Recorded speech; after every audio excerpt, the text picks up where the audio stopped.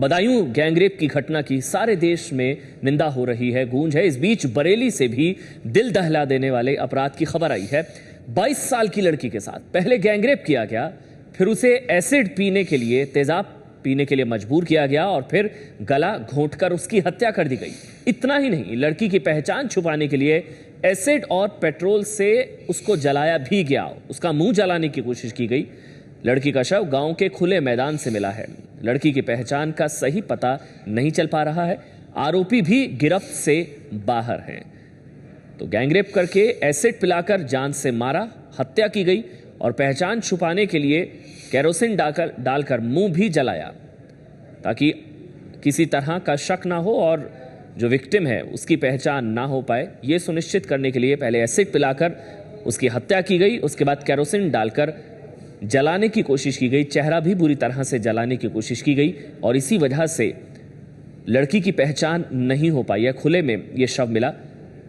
आरोपियों के बारे में अब तक कोई सुराग नहीं मिल पाया है। बदायूं में याद होगा, चचेरी बहनों के साथ बलात्कार, पेड़ पर लटका दिया और अब ये घटना हुई है।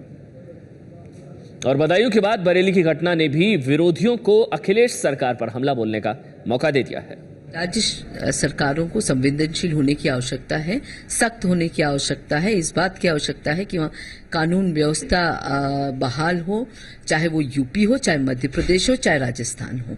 ये तमाम प्रदेश वो हैं जहाँ आए दिन बलात्कार और महिला अत्याचार के केसेस आते हैं और क्योंकि राज्य शासन संवेदनशील नहीं है, इसलिए कई जगह रिपोर्ट तक नहीं लिखी जाती है। महिला अत्याचार के बारे में बिल्कुल असंवेदनशील है ये सरकारें। तो जरूरत है कानून व्यवस्था बहाल करने की, संवेदनशील होने की और पुलिस थानों को सेंसिटाइज करने की, कि जिससे कि महिला अत्याचारों पे हम कमी कर सकें और रोक ला सकें। जो घटनाएं आप सुन रहे हैं, हम लोग जो देख रहे हैं, ये एक चरमराई हुई जो व्यवस्था होती है सरकारी मशीनरी की, वो आप दिख रहा है उत्तर प्रदेश में। अखिलेश यादव जी बहुत कुछ बोलते हैं, उन्होंने कहा हमने एक्शन लिया, मगर जब एक्शन की बात करते हैं अगले दिन फिर हो जाता है। वहां पे जो जमीनी हकीकत है वहां पे ये है कि उत्तर प्रदेश की पूरी पुलिस मशीनरी एक जाति के नाम पे उसका जातिकरण कर दिया गया है। जो उस जाति का उसी को वहां पे रखा जाता है, चाहे छोटा थाना हो या बड़ा जिला का थाना हो। और इसी का कारण कोई सुनवाई नहीं है, कोई कार्रवाई नहीं है, लीपापोती हो जाती है और एक के बाद एक हम घटनाएं और भी सुन रहे हैं।